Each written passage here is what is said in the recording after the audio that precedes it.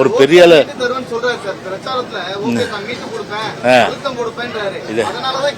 கிழிச்சாரு அவர் ஒன்னும் பண்ண மாட்டாரு. அவர் பலாபலத்தை ஊட்டின்னு இருக்க வேண்டியது சரிதானா? அதாவது பாத்தீங்கன்னா அதாவது இப்ப என்ன சொல்லுவாங்க இல்லையா, பலாபலத்தை ஊட்டுற மாதிரி ஊட்டின்னு இருக்க வேண்டியதான். அதனால ஒரு விஷயம் நீங்க தெரிஞ்சுக்கினீங்க, இது வந்து புது கரடி மாதிரி அவர் வந்திருக்காரு. அவரு அது ஒரு பக்கம் இருக்காது. எங்களை பொறுத்தவரை பாத்தீங்கன்னா கட்சித்து விஷயத்தில் நாங்கள் தெளிவா இருக்கோம். அதிமுக ஸ்டாண்டு நிலைன்னு பார்த்தா நாங்க பொறுத்தவரை அன்னைக்கு அம்மா காலத்துல இருந்து இன்னை வரல எங்கள் ஸ்டாண்டு கச்சத்தீவு மீட்கப்பட வேண்டும். ஏன்னா நாங்க தாரவத்து விடல. ஆனா திமுகவுக்கு என்ன தார்மீக ஒரு உரிமை இருக்கு கச்சத்தீவு பத்தி பேசுறதுக்கு? சட்டமன்றத்திலே அம்மா சொல்லுவாங்க, கச்சத்தீவை பத்தி பேசினாலே திமுக ஓடிடுவாங்கன்னு. சோசியல் மீடியாலாம் வைரல் ஆயிருக்கு பாருங்க நீங்க. அந்த அளவுக்கு கச்சத்தீவை தாரை வார்த்து தமிழக மீனவருக்கு பெருத்த துரோகம் இழைத்தது திராவிட முன்னேற்ற கழகம். பெரிய துரோகிகள். ஆனா அவங்க துரோகம் பண்ணாங்க. 10 வருஷம் பிஜேபி இருந்தது மத்தியில.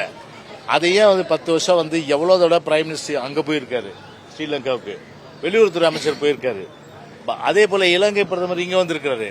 எத்தனை ஒப்பந்தங்கள் போட்டீங்க?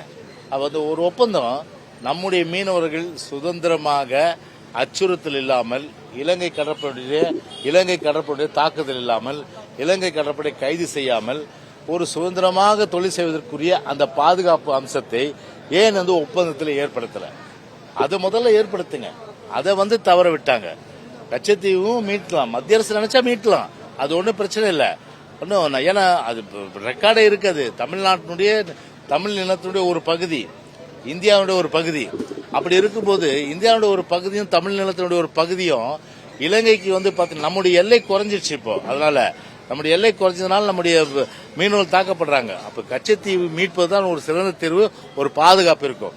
அது வகையில அந்த ஒரு இடைக்காலத்துல பல தடவை பிரதமரும் மாறி மாறி வந்திருக்க சூழ்நிலை 10 வருஷம் நினைச்சிருந்தா கண்டிப்பா பாத்தீங்கன்னா ஒரு சுதந்திரமாக மீனவர்கள் மீன் பிடிப்பதற்குரிய அந்த உரிமையை பெற்று தந்திருக்கலாம். ஆனா யாருக்குமே அக்கறை இல்லை.